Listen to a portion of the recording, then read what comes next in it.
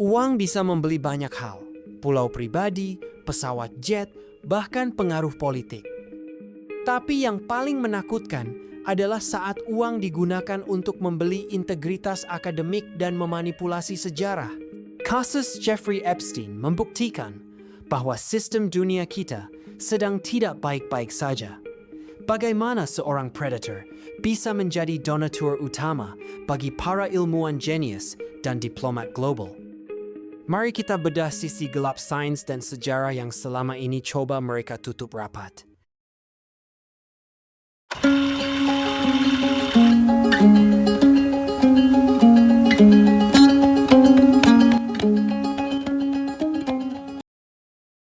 Terungkapnya jaringan Jeffrey Epstein bukan sekadar sebuah skandal kriminal yang melibatkan eksploitasi seksual terhadap anak di bawah umur. Fenomena ini merupakan sebuah studi kasus mendalam mengenai kegagalan sistemik pada persimpangan antara kekuasaan finansial, diplomasi global, dan integritas akademik. Sebagai sebuah entitas yang dibangun di atas fondasi kerahasiaan dan manipulasi reputasi, jaringan Epstein merepresentasikan bagaimana seorang individu mampu memanfaatkan ambisi intelektual dan kebutuhan pendanaan institusi-institusi paling bergengsi di dunia untuk menciptakan perisai sosial yang hampir tak tertembus selama puluhan tahun. Analisis berikut akan membedah secara komprehensif mekanisme pembentukan pengaruh tersebut, implikasi psikososial yang terungkap melalui dokumen-dokumen hukum terbaru, serta transformasi radikal dalam etika filantropi dan penegakan hukum global yang muncul sebagai konsekuensi dari keruntuhan jaringan ini. Sejarah mencatat Jeffrey Edward Epstein sebagai sosok yang mampu melintasi batas-batas kelas sosial dengan kecepatan yang tidak lazim. Lahir pada tahun 1953 di Brooklyn, New York, dari keluarga kelas menengah ke bawah, Epstein menunjukkan bakat intelektual yang signifikan dalam bidang matematika dan musik klasik sejak usia dini. Meskipun tidak pernah menyelesaikan gelar sarjana, ia berhasil menembus lingkaran elit Manhattan melalui pengangkatan yang tidak konvensional sebagai guru fisika dan matematika di Dalton School pada tahun 1974. Periode ini merupakan fase krusial di mana Epstein mulai membangun modal sosialnya berinteraksi dengan anak-anak dari keluarga paling berpengaruh di Amerika Serikat.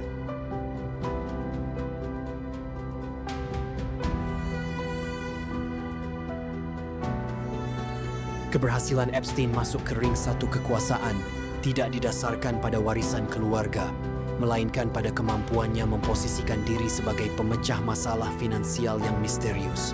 Setelah meninggalkan Bear Stearns pada tahun 1981 karena pelanggaran regulasi D, ia mendirikan Intercontinental Assets Group (EAG) yang ia deskripsikan sebagai firma pemburu hadiah tingkat tinggi untuk memulihkan uang yang dicuri oleh pialang dan pengacara nakal.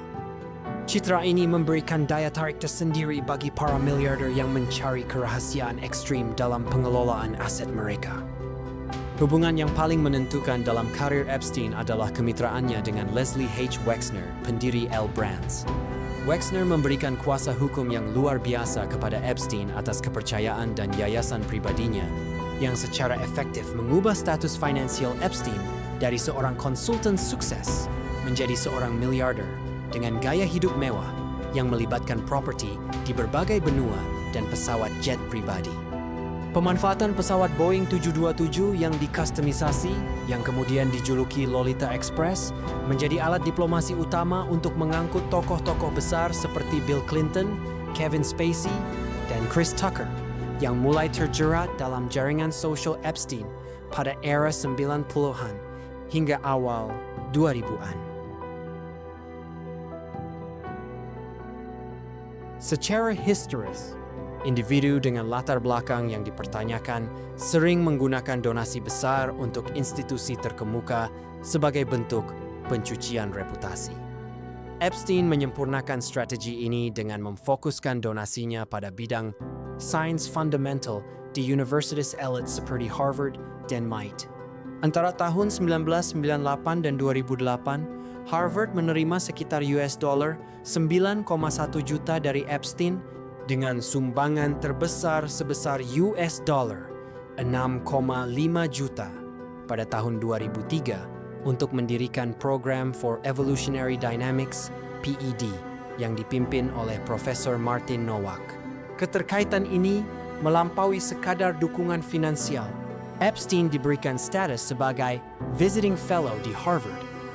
Meskipun tidak memiliki kualifikasi akademik yang memadai, dan ia memiliki kantor pribadi di gedung universitas yang disewa khusus untuk PED. Melalui sumbangan ini, Epstein tidak hanya membeli reputasi, tetapi juga akses ke pikiran-pikiran paling cemerlang di dunia, mengundang fisikawan pemenang Nobel dan ilmuwan ternama ke pulau pribadinya, Little St. James, untuk konferensi-konferensi eksklusif.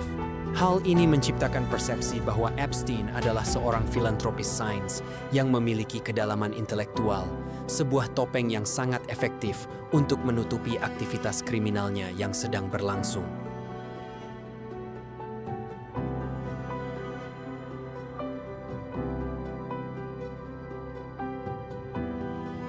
Pada akhir 90-an, jaringan Epstein telah merambah ke tingkat tertinggi politik global dan bangsawan. Dokumen manifest penerbangan mengungkapkan kehadiran rutin tokoh-tokoh seperti Pangeran Andrew dari Inggris yang dilaporkan menjalin hubungan persahabatan erat dengan Epstein bahkan setelah dakwaan pertama pada tahun 2006. Hubungan ini seringkali difasilitasi oleh Ghislaine Maxwell, putri dari taipan media Robert Maxwell, yang berperan sebagai pengatur sosial utama dalam jaringan tersebut. Keterlibatan tokoh-tokoh ini menciptakan sebuah ekosistem di mana kekuasaan melindungi kekuasaan. Perjanjian non-prosekusi NPA yang kontroversial pada tahun 2008 yang diatur oleh pengacara pembela ternama seperti Alan Dershowitz dan jaksa Alexander Acosta memberikan perlindungan hukum yang luas tidak hanya kepada Epstein, tetapi juga kepada calon kaki tangan yang tidak disebutkan namanya. Kegagalan sistemik ini menunjukkan bagaimana modal finansial Epstein berhasil membeli keadilan, memungkinkan operasinya terus berlanjut di bawah radar penegakan hukum federal selama lebih dari 1 dekade berikutnya.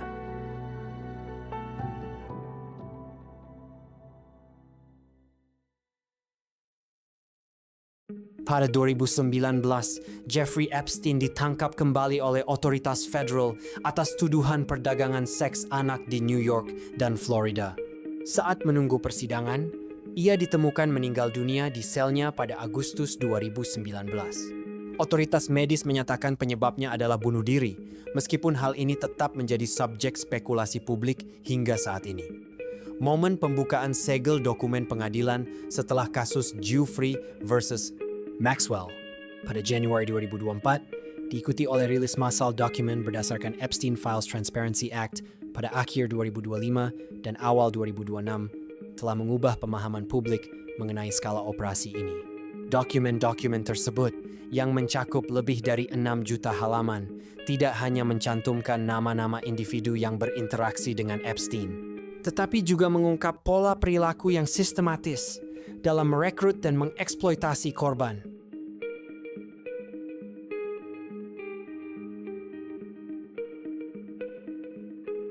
Dokumen hukum yang dibuka segelnya menunjukkan bahwa Epstein tidak bekerja sendiri. Ia memimpin sebuah operasi yang melibatkan asisten, pilot, dan pengelola properti yang sadar akan aktivitas di dalamnya. Kesaksian dari korban seperti Johannes Joberg dan Virginia Giuffre merinci bagaimana mereka dipinjamkan kepada rekan-rekan Epstein sebagai bagian dari pertukaran pengaruh sosial dan finansial.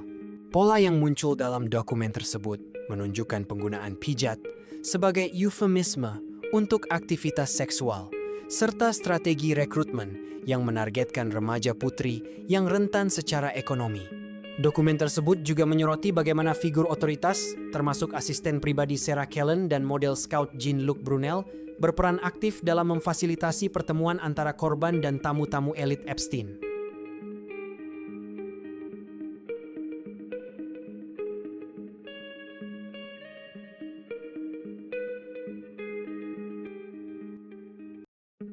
Sains sosial memberikan kerangka kerja untuk memahami mengapa orang-orang paling pintar dan berkuasa di dunia bisa terjerat atau setidaknya menutup mata terhadap perilaku Epstein.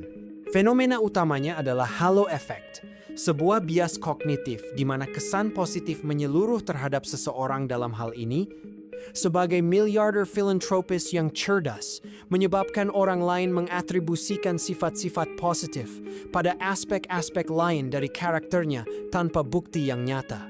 Para ilmuwan dan politisi mungkin berasumsi bahwa karena Epstein mendukung riset kanker atau evolusi, ia mustahil terlibat dalam aktivitas kriminal yang keji. Selain itu, bystander effect dalam lingkaran elit seringkali terjadi karena difusi tanggung jawab. Ketika banyak orang berpengaruh berada dalam satu ruangan dan tidak ada yang memprotes kehadiran gadis-gadis di bawah umur, individu-individu di dalamnya cenderung merasa bahwa situasi tersebut adalah normal atau bukan tanggung jawab mereka untuk mengintervensi. Rasa takut akan penghakiman publik atau kehilangan akses ke pendanaan juga memperkuat keheningan kolektif ini, sebuah fenomena yang dikenal sebagai evaluation apprehension. Analisis psikopathologi posthumous terhadap Epstein menggunakan kerangka kerja Dark Triad, psikopati, narsisme, dan Machiavellianisme menunjukkan skor yang mendekati ambang klinis. Dengan skor PCLR sebesar 29,40 dan nilai maksimal pada faktor interpersonal, afektif, Epstein menunjukkan ciri-ciri psikopat sukses yang menggunakan kecerdasan dan kekayaan untuk memanipulasi institusi secara strategis demi kepentingan pribadinya. Ketertarikan Epstein pada sains tidak sepenuhnya bersifat altruistik. Ia memiliki obsesi yang terdokumentasi dengan baik terhadap eugenika, sebuah bidang yang telah didiskreditkan, yang berupaya memperbaiki ras manusia melalui pembiakan terkontrol dan transhumanisme. Epstein secara terbuka mendiskusikan rencana untuk menghamili hingga 20 wanita sekaligus di propertinya di New Mexico untuk menyebarkan DNA-nya. Sebuah proyek yang oleh para kritikus dibandingkan dengan upaya Nazi dalam rekayasa genetika manusia. Ia juga mendanai riset dalam kecerdasan buatan dan biologi molekuler dengan tujuan yang meragukan secara etika, termasuk minat pada kriogenik, pembekuan tubuh pasca kematian, untuk kebangkitan di masa depan. Penyalahgunaan sains ini menunjukkan bagaimana pendanaan tanpa pengawasan etika yang ketat dapat digunakan untuk melegitimasi ide-ide yang berbahaya dan narsistik. Ilmuwan yang menerima dana dari Epstein seringkali mengabaikan keanehan ide-idenya demi mendapatkan sumber daya untuk penelitian mereka sendiri, sebuah kompromi moral yang sekarang menjadi subjek investigasi internal di berbagai universitas.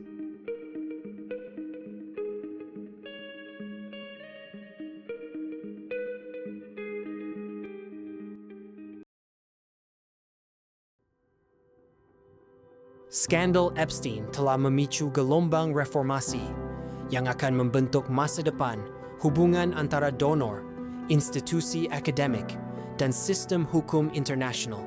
Pelajaran utama yang dipetik adalah bahwa pendanaan tidak pernah benar-benar bebas dari pengaruh reputasi donor, dan institusi memiliki tanggung jawab moral untuk melakukan audit yang lebih dalam terhadap asal-usul kekayaan serta perilaku pribadi penyumbang besar.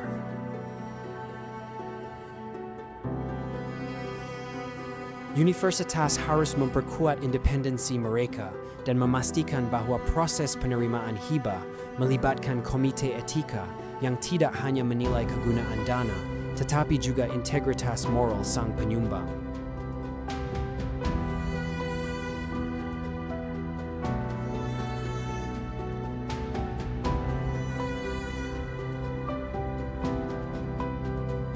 Di Amerika Serikat, pemerintah memperketat pelaporan berdasarkan bagian 112 Undang-Undang Pendidikan Tinggi, menurunkan ambang batas pelaporan donasi asing dari 250.000 menjadi sampai 50.000 melalui Deterrent Act yang diusulkan pada tahun 2025.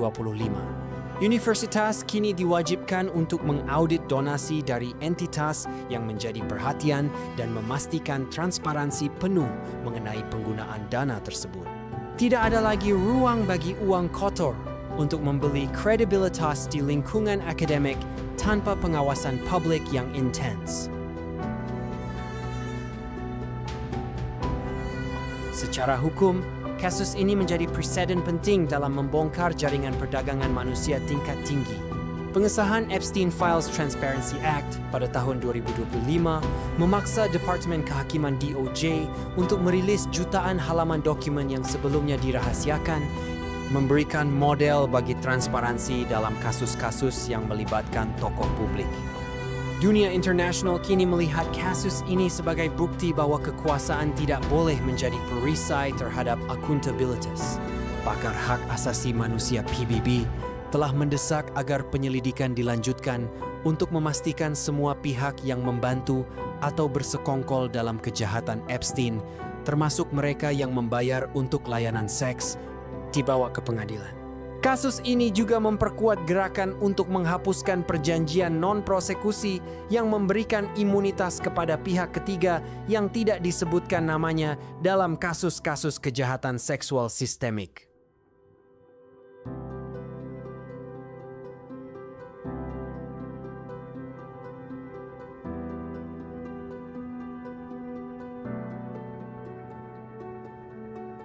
Pesan terkuat dari skandal ini bagi komunitas ilmiah adalah bahwa sains tidak boleh dijual.